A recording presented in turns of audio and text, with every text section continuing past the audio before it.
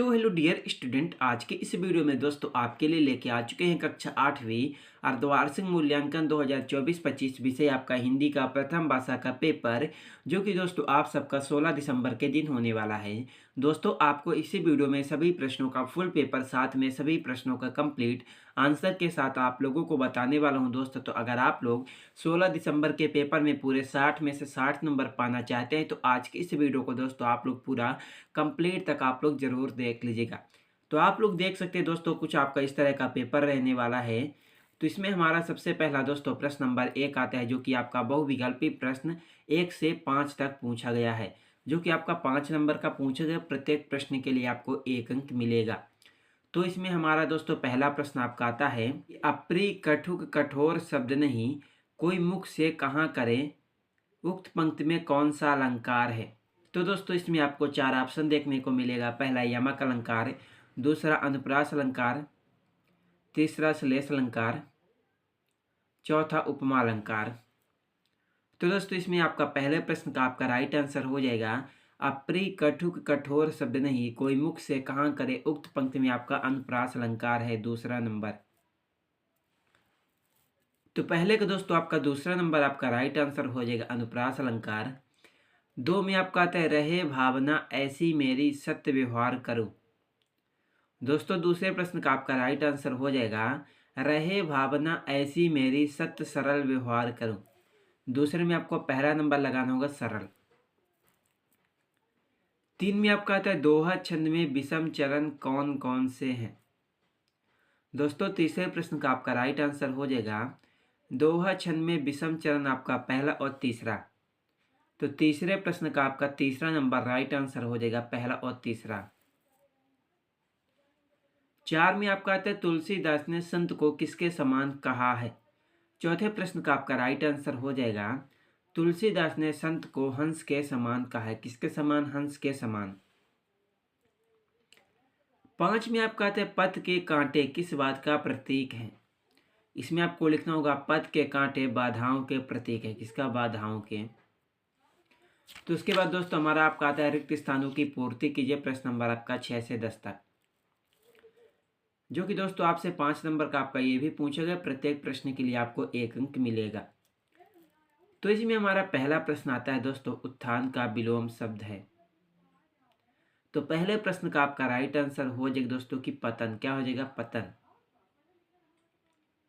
2 में आपका आता है, लाल कमलनी से भरी वाक्य में डॉट डॉट विशेषण शब्द क्या है। 7वें का आपका राइट आंसर हो जाएगा, लाल कमलनी से भरी वाक्य में दोस्तों लाल जो है तो विशेषण शब्द है। उसके बाद दोस्तों क्वेश्चन नंबर आपका 8 में आता है, राष्ट्रीय विज्ञान दिवस मनाया जाता है। तो इसमें आपको 8वें में लिखना होगा, राष्ट्रीय विज्ञान दिवस 28 फरवरी के दिन मनाया जाता है। किस दिन? 28 फरवरी। तो 8वें का दोस्तों आपका 28 फरवरी इसका राइट आंसर हो जाएगा। तो उसके बाद दोस्तों आपका क्वेश्चन नंबर आपका 9 में आता है, अग्रोह नगरी में बसने पर परिवार को क्या देना पड़ता था।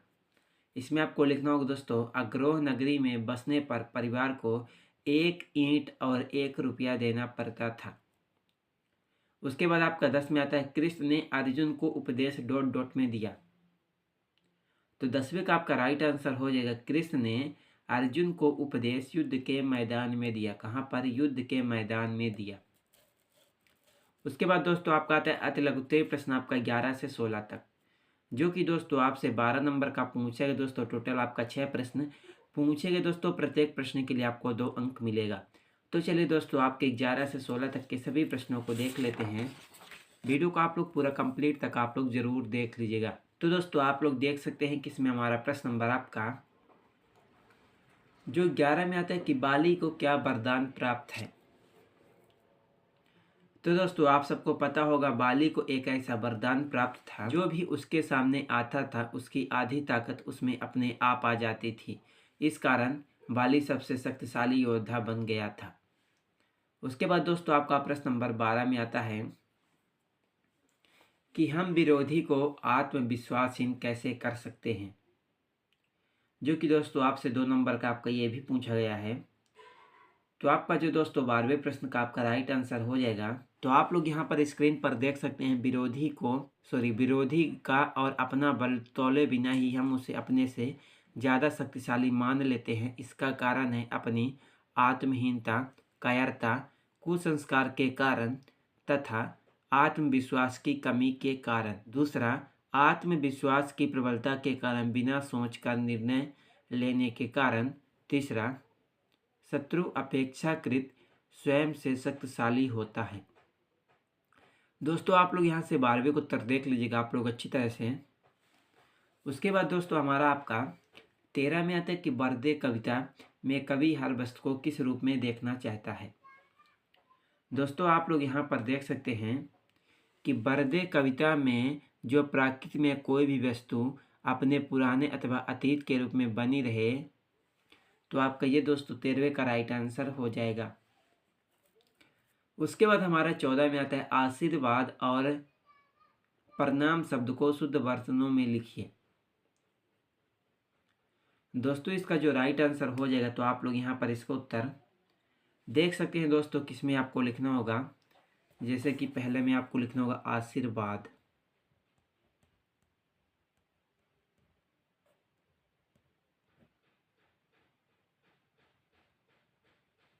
और उसके बाद दोस्तों आपका हो जाएगा प्रणाम। तो आप लोग दोस्तों सभी प्रश्नों को आप लोग अच्छी तरह से याद जरूर कर लीजिएगा, और अगर कहीं पर भी आपको डाउट होगा कमेंट बॉक्स पर कमेंट आप लोग जरूर कीजिएगा। तो उसके बाद दोस्तों आपका आता है क्वेश्चन नंबर आपका 15, जिसमें आपका पूछेगा कि विनम्रता क्या भाव उत्पन्न करती है, जो कि दोस्तों आपका 2 नंबर का आपका ये भी पूछेगा। तो चलिए आपके 15वें प्रश्न के उत्तर को देखते हैं दोस्तों कि आपका विनम्रता क्या भाव उत्पन्न करती है, जो कि आपका 2 नंबर का पूछेगा दोस्तों। तो आप लोग यहाँ से 15वें का उत्तर देख लीजिएगा दोस्तों कि विनम्रता क्या भाव उत्पन्न करती है।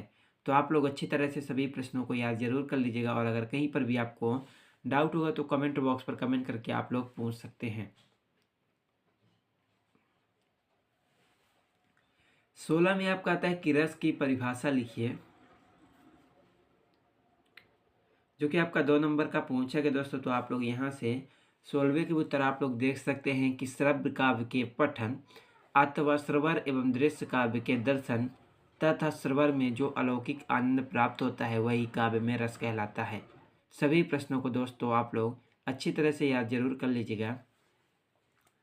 तो उसके बाद दोस्तों आपका आता है लघुत्तरीय प्रश्न आपका 17 से 22 तक, जो कि दोस्तों आपसे 18 नंबर का पूछेगा। प्रत्येक प्रश्न के लिए आपको 3 अंक मिलेगा। टोटल इसमें से आपको 6 प्रश्न सॉल्व करने हैं। तो इसमें हमारा पहला प्रश्न आपका आता है छंद की परिभाषा लिखिए। उसके बाद आपका 18 में आता है योग किसे कहते हैं। उसके बाद 19 कवि युवकों को कैसे बनने की प्रेरणा देता है। उसके बाद दोस्तों आपका 20 सरदार पटेल को लौह पुरुष क्यों कहा जाता है। उसके बाद आपका 21 में आता है जन्मभूमि के स्वतंत्रता का बिरसा का सपना कब अधूरा रह गया। उसके बाद आपका 22 निम्नलिखित अपठित गद्यांश को पढ़कर नीचे लिखे प्रश्नों के आपको उत्तर देना है,